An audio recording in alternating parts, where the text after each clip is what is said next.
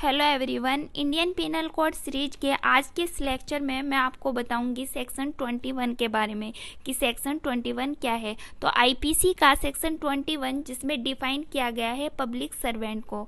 IPC की धारा 21 बताती है लोक सेवक के बारे में। तो आईपीसी के सेक्शन 21 में 12 क्लॉज दिए गए हैं जिनमें डिफाइन किया गया है पब्लिक सर्वेंट को। तो फर्स्ट क्लॉज दिया हुआ है जिसमें बताया गया है विधि अनुकूलन आदेश 1950 द्वारा निर्देशित, यानी कि फर्स्ट क्लॉज को रिपील कर दिया गया है। तो सेकंड क्लॉज है जिसमें बताया गया है भारत की सेना, नौसेना या वायुसेना का हर आयुक्त ऑफिसर, मिलिट्री, नेवी और एयरफोर्स सुप्रीम कोर्ट के आदेश के अनुसार संरक्षित एवं सहायक वायुसेना एक्ट 1952 के तहत सहायक वायुसेना भी लोक सेवक यानी कि पब्लिक सर्वेंट श्रेणी में ठीक उसी तरह आएंगे जैसे पहले बताए गए सेना के ऑफिसर। तो ये था क्लॉज 2। अब बात करते हैं क्लॉज 3 की कि क्लॉज 3 क्या कहता है। क्लॉज 3 में बताया गया है हर न्यायाधीश जिसके अंतर्गत ऐसा कोई भी व्यक्ति आता है जो किन्हीं न्याय निर्णायक कृत्यों का चाहे स्वयं या व्यक्तियों के किसी निकाय के सदस्य के रूप में निर्वहन करने के लिए विधि द्वारा सशक्त किया गया हो। मतलब कि प्रत्येक न्यायाधीश और इसके अतिरिक्त कोई भी व्यक्ति स्वयं या व्यक्ति निकाय के सदस्य के रूप में न्याय निर्णायक कार्यों के लिए विधि द्वारा ऑथराइज किया गया है। और आपको ये भी बता दें, यह परिभाषा क्लॉज 3 में आईपीसी के सेक्शन 19 से ली गई है। For example, K Veeraswamy versus union of India के केस में सुप्रीम कोर्ट ने माना कि हाई कोर्ट और सुप्रीम कोर्ट के जजेस भी पब्लिक सर्वेंट की कैटेगरी में आएंगे, क्योंकि आईपीसी के सेक्शन 19 के अनुसार न्यायाधीश शब्द पब्लिक सर्वेंट की श्रेणी में आता है। तो ये था क्लॉज 3।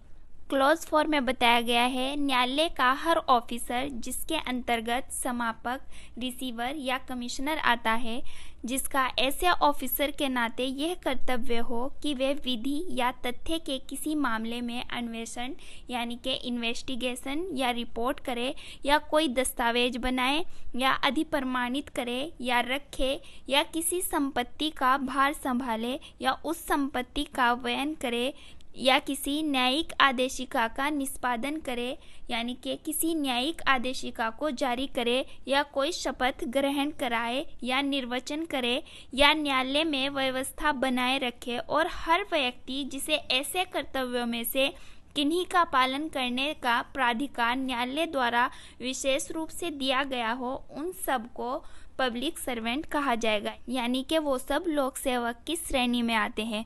तो देखते हैं कि क्लॉज 5 में क्या दिया हुआ है। तो क्लॉज 5 कहता है किसी न्यायालय या लोक सेवक की सहायता करने वाला हर जूरी सदस्य, कर निर्धारक या पंचायत का सदस्य, मतलब कि जो किसी प्रॉपर्टी का टैक्स बताता है या निर्धारित करता है, उन सबको पब्लिक सर्वेंट कहा जाएगा, यानी कि लोक सेवक कहा जाएगा। क्लॉज 6 में बताया गया है हर मध्यस्थ या अन्य व्यक्ति जिसको किसी न्यायालय द्वारा या किसी अन्य सक्षम लोक प्राधिकारी द्वारा कोई मामला या विषय विनिश्चय या रिपोर्ट के लिए निर्देशित किया गया हो। तो क्लॉज 7 बताता है हर व्यक्ति जो किसी ऐसे पद को धारण करता हो जिसके आधार से वह किसी व्यक्ति को परिरोध में करने या रखने के लिए सशक्त हो। मतलब कि जब एक पुलिस ऑफिसर जो कॉग्निजेबल ऑफेंस में इन्वेस्टिगेशन करता है एसेंशियल कमोडिटीज 1955 के तहत और अपनी रिपोर्ट सबमिट करता है, तो वह पब्लिक सर्वेंट माना जाएगा। हालांकि मेंबर्स ऑफ लेजिस्लेटिव असेंबली मतलब कि एमएलएज के पास भी शक्ति होती है या अधिकार होता है कि किसी को जेल में डाल सके, लेकिन वह पब्लिक सर्वेंट के दायरे में नहीं आएंगे। क्लॉज 8 में दिया गया है कि सरकार का हर ऑफिसर जिसका ऐसे ऑफिसर के नाते यह कर्तव्य हो कि वे अपराधों का निवारण करे, अपराधों की इत्तला दे, अपराधियों को न्याय के लिए उपस्थित करे या लोग के स्वास्थ्य, अक्षेम या सुविधा की संरक्षा करे।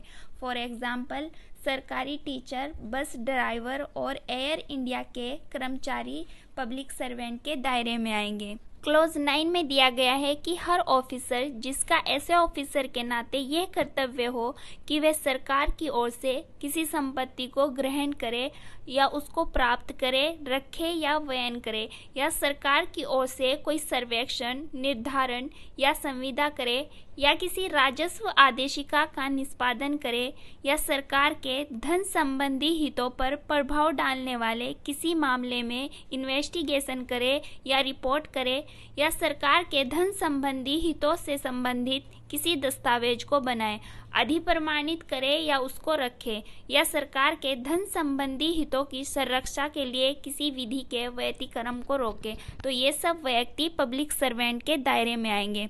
अब देखते हैं कि क्लॉज 10 में क्या दिया गया है। क्लॉज 10 में दिया गया है कि हर ऑफिसर जिसका ऐसे ऑफिसर के नाते यह कर्तव्य हो कि वे किसी ग्राम, नगर या जिले के किसी धर्मनिरपेक्ष सामान्य प्रयोजन के लिए किसी संपत्ति को ग्रहण करे या उस संपत्ति को प्राप्त करे, रखे या वयन करे, या कोई सर्वेक्षण, निर्धारण करे, या किसी ग्राम, नगर या जिले के लोगों के अधिकारों के अभिनिश्चयन के लिए कोई दस्तावेज बनाए या अधिप्रमाणित करे या फिर उसको रखे, तो ये सब भी पब्लिक सर्वेंट के दायरे में आएगा। अब देखते हैं कि क्लॉज 11 में क्या दिया गया है।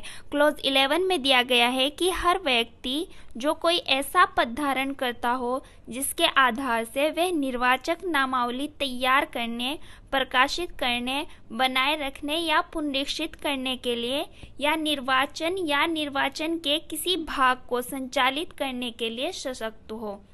तो अब बात करते हैं क्लॉज 12 की। देखते हैं कि क्लॉज 12 में क्या बताया गया है। क्लॉज 12 में बताया गया है कि कोई भी व्यक्ति जो सरकार से वेतन लेता हो या कोई भी पब्लिक ड्यूटी करने की सरकार से फीस लेता हो वो पब्लिक सर्वेंट कहलाएगा, और कोई भी व्यक्ति जो लोकल अथॉरिटी की सेवा या सेंट्रल या प्रांत या स्टेट एक्ट या कंपनीज एक्ट 1956 के सेक्शन 617 के तहत स्थापित की गई गवर्नमेंट कंपनी की सेवाओं के लिए वेतन लेता हो पब्लिक सर्वेंट कहलाएगा। फॉर एग्जाम्पल, म्यूनिसिपल कमिश्नर एक पब्लिक सर्वेंट है और इसके नीचे आने वाले लोग भी पब्लिक सर्वेंट के दायरे में आएंगे, चाहे वे गवर्नमेंट ने नियुक्त किए हों या नहीं। तो यहीं पर हमारा सेक्शन 21 कंप्लीट होता है। उम्मीद है कि आपको समझ आया हो कि लोक सेवक के दायरे में कौन कौन व्यक्ति आते हैं, यानी कि पब्लिक सर्वेंट किन किन व्यक्तियों को कहा जाता है। तो आज के इस लेक्चर में इतना ही। Thank you.